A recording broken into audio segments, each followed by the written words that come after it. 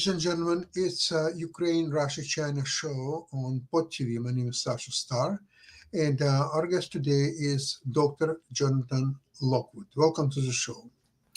Well, thank you, Sasha. Glad to be here as always. Thank you.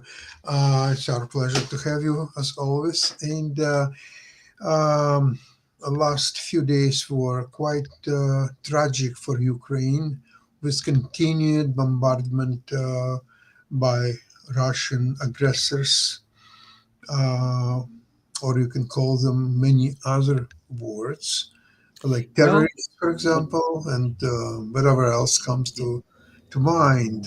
What's eh, happening is, Jonathan, I'd like to ask your opinion, is that when Trump announced this so-called 50 days ultimatum to Russia, and I would call it actually ultimatum, although he didn't mention that it, word, but when it's he it's his implied version of an it's ultimatum. implied, yeah, It's because it's his a version. timeline, yeah. It has certain things that have to happen and a timeline during which it should happen. So it is.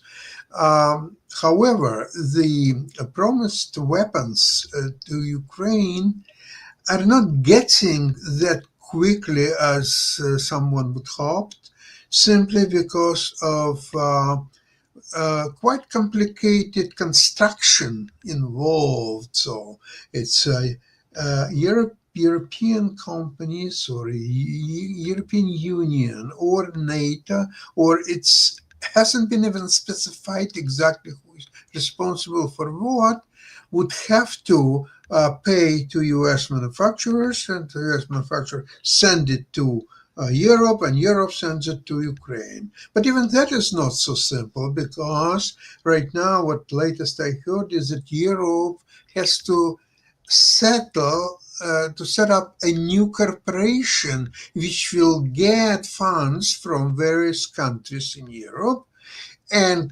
that corporation will send funds to United States, and United States will send the weapons, and weapons would have to be collected somewhere in Germany, I believe, and from there they would go to Poland, and from there they would go to Ukraine. So the whatever weapons Ukraine will get at the end of the day, it's not going to happen before September, and most likely later than September. So in the meantime, Putin has a green light to do anything what he wants until September. Am I missing something? Well, what is noteworthy about this is what you have just described, and Clausewitz would describe this if he were present in this day and age. He would describe this as a 21st century version of the concept he called friction. He said everything in war is simple, but even the simplest thing is difficult. There are various factors intervene to make actions on the battlefield happen more slowly, much more slowly than you would like. So back then, because there were not radio communications and all the other things, you have more primitive means of communications and much more primitive means of logistics. Everything had to move more slowly. In this case, whereas you don't necessarily have things moving slowly because of lack of communications, they have more swiftly with that. In terms of logistics and economics, friction still applies. You have in effect a multinational alliance that is not that tightly grouped or controlled, that attempting to execute a common action in favor of one nation, Ukraine, and yet that takes time. You have in effect a bureaucratic friction, and organizational friction, trying to make all these moving parts move together in unison and effectively in support of a single nation, Ukraine. So what you are seeing is not necessarily intent. I mean, there's not malicious intent involved. It's likened to trying to walk underwater. Ever try walking underwater? Yes, I did try. You get the idea. But you want to move more quickly, but the forces of disorganization and other things conspire to make your actions move more slowly than you would want to. So again, that is the best explanation I can see. Bureaucratic and organizational inefficiency. That is the principal cause that I would see being displayed here. Okay, that's a part of it. There is another part of it is that there are funds which were approved by Congress during Biden administrations, and there are a few $1 billion are available. So which Yeah, could but be a few more of that, and you got real money. yeah, so that could be utilized provided that there would be a will of administration and the Senate and Congress to do that. Apparently, it appears to me that there is no such goodwill, and apparently, if you're talking about malicious intent, it's there that these funds which are available and which is very clear that what in such difficult situation Ukrainian um, army and civilians most of all feel at this moment not to use these funds available and appropriated by the Congress and the previous president, there might be a malicious intent. What do you think about that? I would say maliciousness is in the eye of the beholder. Yeah, Right. what you interpret as malicious may not, in fact, be interpreted as explained as malicious by the person you're accusing of maliciousness, of malice. Excuse me. So I would reserve judgment on that. So right now, because certainly Ukraine is making maximum effectiveness out of what they are being given and of what they have available.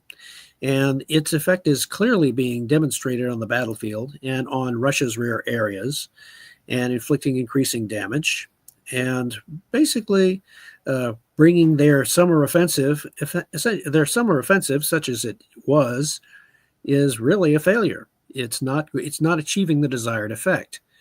And so now we have a situation where as other factors will come increasingly to bear in the coming months, hopefully not longer than the coming months, that Russia will have long since passed, if it hasn't already reached its culminating point where it's able to continue a serious offensive. And now the recent acts, those missile bombardments, missile attacks, and so forth, all of those are acts of desperation. Yeah, they are desperation and terror. Like I said, much as I referred to Nazi Germany's use of V1 and V2 vengeance weapons against Great Britain in 1944. Yeah, that's more of an act of desperation than anything else. A desperate attempt to inflict damage because they did not have any effective air reconnaissance over Great Britain. They couldn't tell what their missiles or V1s or V2s were doing. They simply aimed them in the general direction of Great Britain and fired, hoping that it would hit something. But they couldn't really verify that. So now, while the Russians, although they have somewhat more control over where their drones and their other missile attacks are going, still, the Ukrainians can see them coming. They can brace for them. They can take cover. They can shelter as best they can and use their available air defense assets to lessen the effectiveness of these missile and drone attacks. But as far as its net effects on Ukrainian morale, it is not reducing the Ukrainians' will to fight or to resist Russian attacks. So I would say right now it's in pretty much a standoff, but the Russians are losing power. They are losing the ability to effectively prosecute a successful offensive against Ukraine. And that's my take on it. Probably you're right. What's happened right now is that Ukrainians are definitely improving the civil defense of civil population. They have a very well working means of warning of incoming attack. And if you look at the number of missiles and drones used every night against Ukrainian cities, you'll notice that although the effect of this bombardment is quite significant, a lot of buildings are being some of them destroyed, some of them are just damaged, but very few civilians actually are dying as a result of these attacks. Right. They know where to go and how well to shelter. Yeah, They have ample warning. That's key. yeah, that's key. So this is probably what will happen for the next little while, at least probably more than a month until September. What's happened in September, only God knows, and we obviously don't. But the primary goal is to withstand these attacks as much as possible and wait until September. That's And the and plan. ho- and hopefully at that time the circumstances will converge where Ukraine once again has more military means at its disposal, the type that they need and want, and that it is my estimation that around that time the Ukrainian military will advise Mr. Zelensky, say, Mr. Zelensky, we are ready. We are ready to throw the counterpunch. And we ask your permission to go ahead. Presumably that they will ask permission, but Mr. Zelensky will give the go ahead at a time and place of his choosing, and then we will see a very well timed and well executed counterpunch that should, if it follows the pattern of the past, throw the Russians off balance, and potentially, if it's good enough and well placed enough, it will result in a decisive operational defeat. What do you think about General Kellogg? Spent a week in Kiev. Mm-hmm. And what do you think his role was in being in Kiev for a week? What do you think about that? He again not being privy to classified sources or anything like that, but logically what he would be doing, he would certainly be conferring as much as he was allowed to confer and meet with his Ukrainian military counterparts, and they, assuming that they trusted him enough, they would give him an idea that yes, we are very capable. We have cards to play, and we this is how we hope to be able to employ them. And please, they might, if they were bold enough, they might even say, please let the president know. Please let President Trump know. Yes, we still have cards. Well, the only thing what I know, at least it was publicly available, what General Kellogg did, he contacted President Donald Trump asking to speed up the weapons for Ukraine. And I'm not so sure, but I think Trump said that he will think about it. So if that's all he did for the whole Well, week, that's well, not so what, much. what, what do you? It's not as if President Trump was sitting in the 3-point stance like in football, waiting for General Kellogg to say, "Play, okay, hike the ball, it's time," and that President Trump is going to respond eagerly to his wishes. You forget who we're dealing with here. So it's not a question of it's a question of General Kellogg is showing due deference to the commander in chief. He's advising him. Essentially, he's telling him, look, Mr. President, if you give them these weapons faster, they will be able to throw the Russians off balance a lot sooner and potentially bring this war to an end a But lot sooner. is it something what Trump really wants?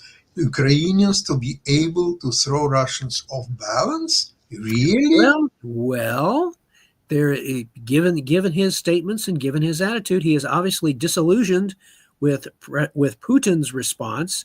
He gives the impression that he does not like the way that President Putin has apparently played him. Yeah, he's getting the feeling, and President Trump does not like the idea of being played or taken advantage of or manipulated by anyone. He's going to react on one level emotionally with anger, and then he's going to think about it and then say, okay. And he has shown a tendency in the past, whenever he gets hit politically or otherwise, his immediate response is to hit back harder.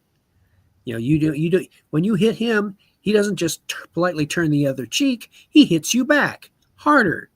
To send you the message, don't do that again. Otherwise, it's not going to be pretty.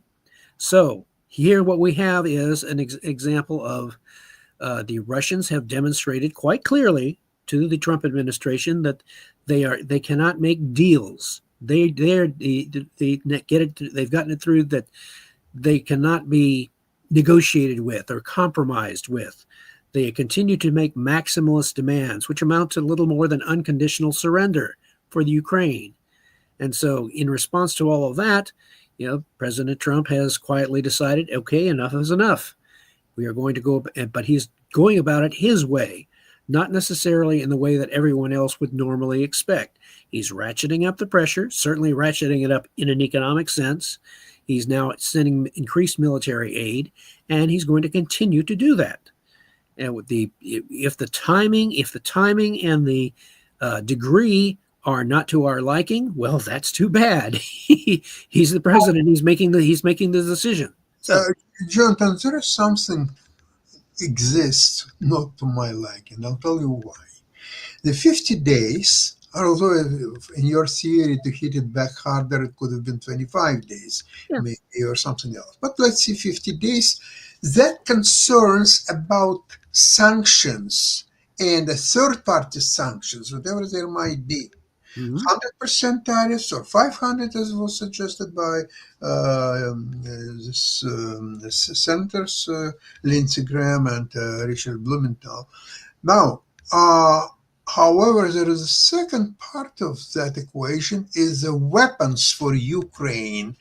There was no stipulation that only after passing 50 days the weapons would be sent to Ukraine. It was not part of a deal. The weapons could have and should have been sent continuously while this 50 days running. Jonathan, you agree with that or not? I would agree to it to a certain extent, that he's reserving that option and he can speed those weapons up anytime he wishes. So there are probably negotiations and discussions continuing behind the scenes, where the Ukrainians are pressing for, if you give us this, they're starting to learn the quid pro quo aspect of negotiating with President Trump. If you give us this, Mr. President, we will do this for you. And that negotiation is still in progress. So it's interesting to see.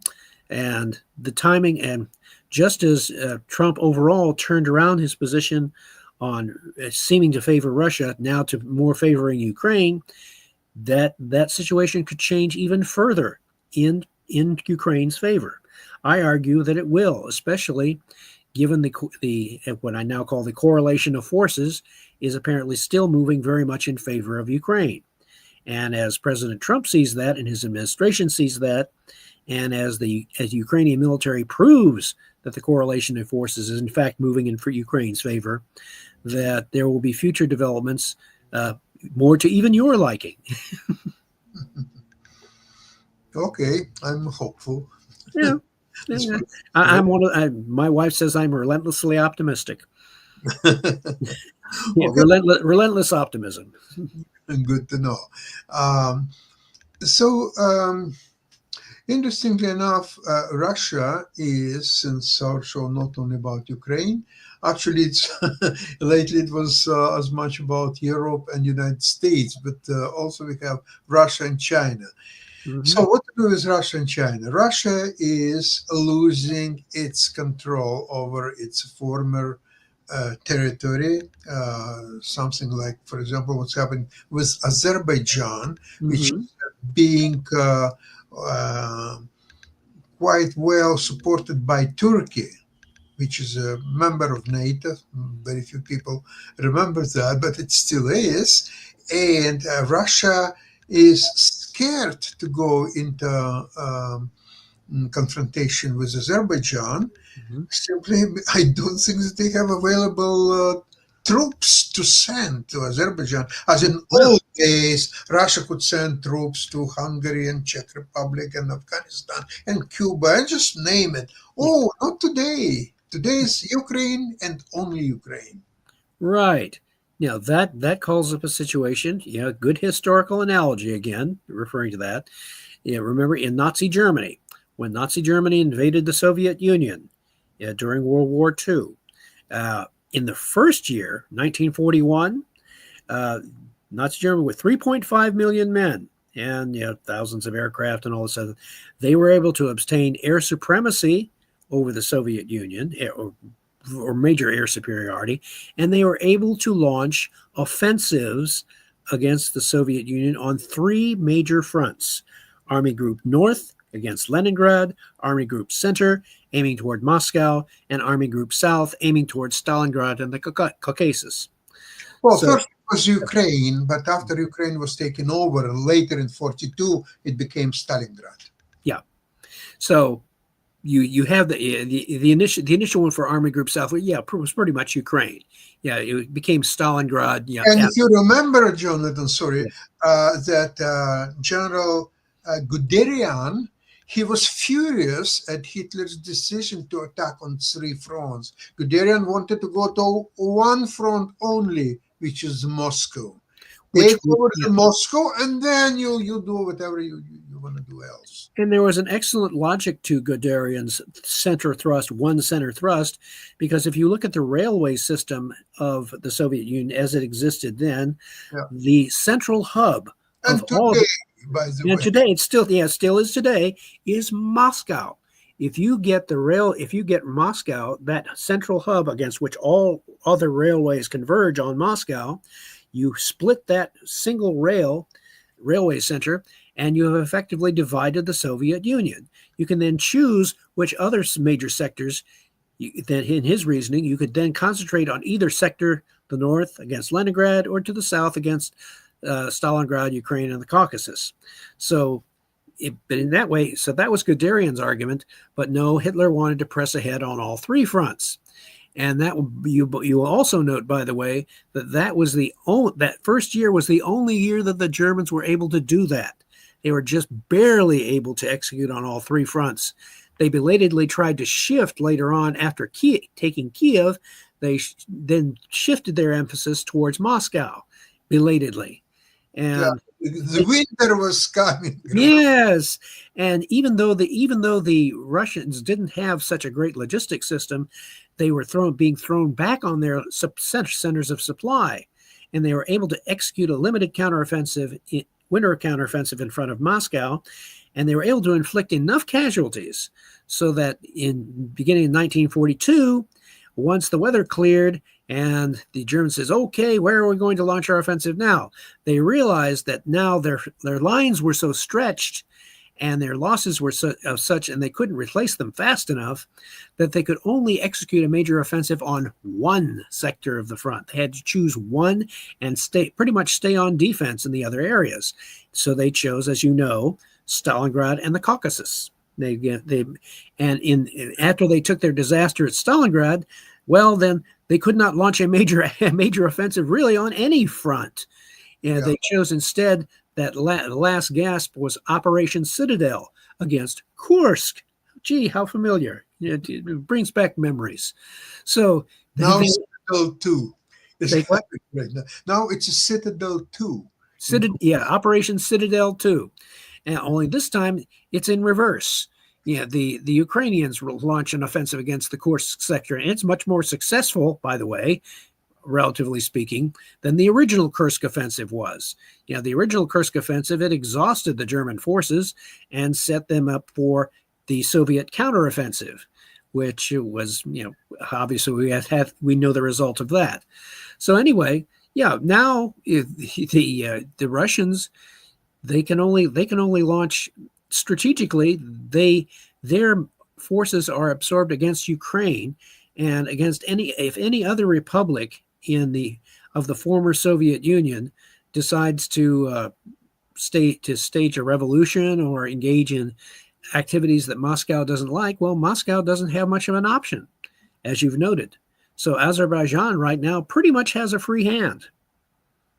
And Azerbaijan very skillfully is using that. And even Armenia, which was so-called ally of Putin, and he was supported it for the last 30 years or so.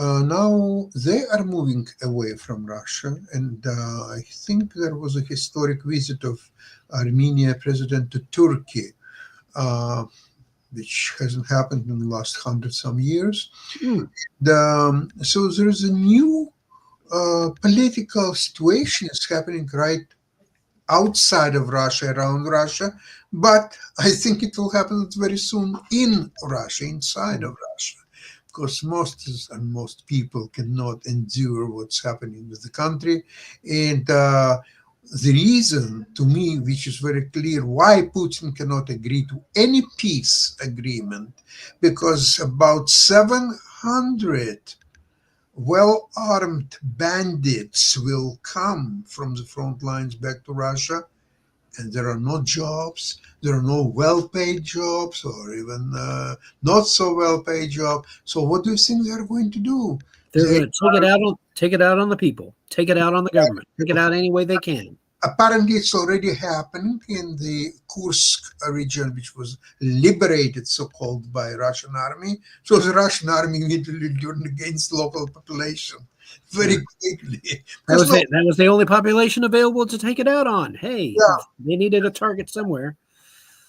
So this is not a very good development for Russia. I'm not sure if Trump and his advisors are taking that into consideration, because there must be some. Okay, Putin is not very bright man. He is very stubborn man. Okay, you can imply all that, but still there must be a very serious reason why he resists any peace proposals by Americans, and I think this is the reason number one. Yeah, I would say that Putin may not like the current situation, but he sees the alternative as being even worse. Exactly. Peace to him is a worse alternative than continued war, and that is the unfortunate logic under which he appears to be operating. Yeah, and well, I think when Vitkov was traveling to Moscow back a few months ago, and he was bringing all kind of commercial proposals to Putin as to offset that unpleasant situation with all this hundreds of thousands of troops coming from the front lines, armed at the same time. So with this economic projects, maybe they could employ some of these people, maybe in different industries, or, for example, like rare metals, all kind of mining business requires a lot of free hands to really manual jobs. There are plenty there. But you have to understand that Witkoff was arguing using the language essentially of commerce and peace, yeah, and the Russians are speaking the language of war and power. So you have two sides essentially talking past each other. Yeah, that's the case. Well, Jonathan, we'll see what's happened in the next few days. Thank you so much for today's program, and let's see what's happened by next week. Yes. Tuesday, same place, same time. Have a great weekend, everybody. Bye-bye.